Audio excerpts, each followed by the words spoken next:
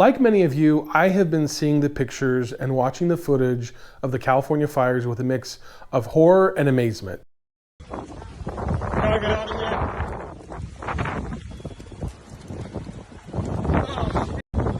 Holy. How could this happen? How could these fires be so bad? There is a lot of political talk and there's a lot of finger pointing, but I want to avoid that as much as I can. And I want to get to the heart of what's really going on. Why are these fires so devastating? Why do they keep happening? Why don't we have similar fires in other heavily wooded parts of the country? And could fires like this be prevented in the future? And if so, how? So let's start this discussion on what led us to this point. Now, California, like most Western states, goes through periods of drought. The past few seasons have been particularly rough. Then early last year, conditions in Southern California were unusually wet. There were a couple of what they call atmospheric rivers that came and deposited a lot of rain in Southern California. And that rain led to a lot of vegetation growth, especially in the foothills where a lot of these fires appear to have been started. Then fast forward to more recently, and the conditions in Southern California have been exceptionally dry. And that causes all of that vegetation to dry out, which creates dangerous fire conditions.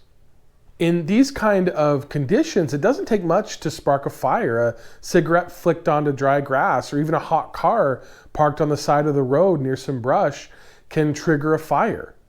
In most cases, a fire like that would put itself out or could be easily handled by the local fire department. But in this case, there was another element, and that was extreme Santa Ana winds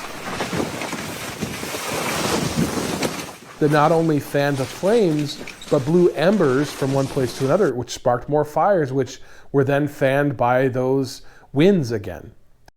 So that's how we got here. So what about other parts of the country? Why are fires so bad in California and not in the East, where there are huge swaths of forested areas? The simple answer to that is moisture. The eastern side of the US gets far more consistent rainfall, and that makes dangerous fire conditions less common. It isn't that forest fires can't exist, but they're just not the same dry conditions and extreme winds that you see in California. I actually have a funny story on that. Now, I grew up in the West where dry conditions and forest fires are fairly commonplace. And you have to be really careful when you're out in the wilderness with anything like campfires, and fireworks are absolutely off limits. And in a lot of cities even have firework bans. When I moved to Pennsylvania, I became friends with the Morgans, who some of you may know from the Outdoors with the Morgans YouTube channel. And I was invited to one of their 4th of July fireworks shows that they do at their house every year. And when Mike started lighting off fireworks on his property in the middle of these trees in a forest, I got really nervous. I thought for sure that he was going to burn it all down. But it didn't happen, in part because of how wet the forest is. But the other factor is how forests in the East have changed over time. There's a term in forestry called mesophication, in which an ecosystem shifts away from fire-adapted trees to more dense, shade-loving trees, which creates a positive feedback cycle and changes the composition of fuel in the forest from light, flashy, herbaceous fuels to more dense, compact, woody fuels. The dense, woody fuels are harder to combust than light brush, which California has in abundance. So basically, the forests are different, the trees are different, the climate is different, and that's why the fires are much worse in California, because of that brush that they have. And the reason for that is largely fire suppression.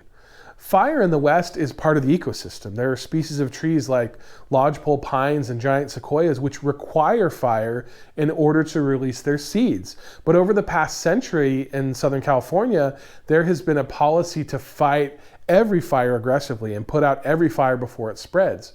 And while that sounds nice to prevent those fires from growing, the problem is that there is a buildup of fuel over time. Those dry plants, shrubs, and fallen trees never get consumed. And so it all just piles up over time until the conditions are ripe for a huge fire, which is what we're seeing right now. Starting in the early 1900s, after a huge fire event called the Big Burn, the U.S. Forest Service had a policy called the 10 a.m. rule. Basically, any fire that was spotted would have to be put out by 10 a.m. the next day. In the short run, that policy was fine. It protected homes and communities and small towns and the logging industry. But in the long run, it was actually more damaging to the forest and the forest ecosystem to put out those fires than it would have been to let at least some of them burn. That all came to a head in the 1980s when a substantial portion of Yellowstone National Park burned. And in the years after, the ecosystem in Yellowstone came back healthier and stronger than it had ever been before. And that just was evidence to show that fire is part of the ecosystem. Fire is necessary, especially in the West. So what should have been happening over time is that there should have been more prescribed or controlled burns, and some fires should not have been fought as aggressively if the conditions allowed for it, so that some of that fuel could be consumed and there wouldn't be as much of a buildup on the ground. The truth is that if there are more frequent, less intense fires happening, then there would be less frequent catastrophic fires happening. Another reason why the fires are so intense in California is that urban developments are backing up directly to the wilderness areas. That allows fires to get started on the outskirts, and the winds then carry those embers to homes that are closely packed in. The thing is that people love to live near nature, but in this part of California, it's just too dangerous. And future buildings should take that into account. Maybe we need to create significant fire breaks between populated areas in the wilderness and maintain those over time. Perhaps we need to ban building in certain areas because it's just too dangerous. It isn't that different from flood areas in the South after hurricanes. There are just some areas that are too dangerous to build homes. And some of that may actually be happening on its own. California is experiencing a crisis right now with insurance companies. Insurance companies have been pulling out of California in droves. And when you look at the value of some of the homes that are a total loss in these fires, the insurance losses could be enough to bankrupt whole insurance companies. And that's not sustainable. And in the future, people living in these areas or similar areas are not going to be able to get fire insurance. And that may encourage some people to move elsewhere. Now, there are other things that can be done on an individual basis. In fact, if you look at the center of the Pacific Palisades fire, you're going to see that the Getty Villa or the Getty Museum is smack dab in the middle of it. Now, I've been there before, and it's a beautiful museum with priceless art and paintings from the likes of Leonardo da Vinci and ancient sculptures from Greece and Rome. It's really an incredible, amazing place, and it would be a real tragedy for humanity if it were lost. While there was fire all around the museum, it wasn't lost. And the reason was because the museum has been engineered to be fireproof. According to a popular article from 2019, there are a number of fire suppression, fire prevention efforts that they take, such as meticulously landscaping and trimming brush and trees around the site to prevent easy transmission of fires and stray embers. They also train staff, and they train with local fire departments regularly on ways to protect the property and what to do if there is a fire. They also have sprinklers that are connected to a 1-million-gallon water tank under the parking lot, which will activate to protect the property in the event of a fire. Now, in this case, all of it worked, thank goodness, but those extreme types of fire prevention measures are just not possible for the average homeowner. So what could be done to prevent future fires like this from happening again?